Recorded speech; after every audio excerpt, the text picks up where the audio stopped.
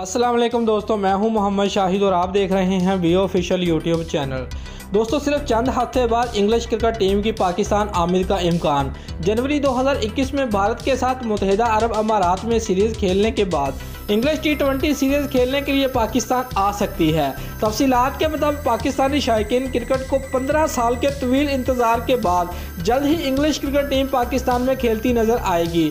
दोस्तों, media reports के मुताबिक इंग्लैंड क्रिकेट बोर्ड 2021 के आगाज़ में अपनी टीम मुख्तसर दौरे के लिए पाकिस्तान भेजने पर गौर कर रहा है। इंग्लैंड क्रिकेट टीम को भारत के खिलाफ मुत्तहिदा अरब अमारात में सीरीज खेलनी है। इंग्लिश टीम जनवरी 2021 में मुत्तहिदा अरब अमारात में होगी और उस दौरान England cricket team 3 T20 matches के लिए पाकिस्तान का दौरा करेगी। ये दौरा 5 दिन पर मुहित होगा। इस हवाले से पाकिस्तान और इंग्लैंड के क्रिकेट बोर्ड मामूलात तय कर रहे हैं। मामूलात तय होने के बाद ही मैचेस की तारीखों का ऐलान किया जाएगा।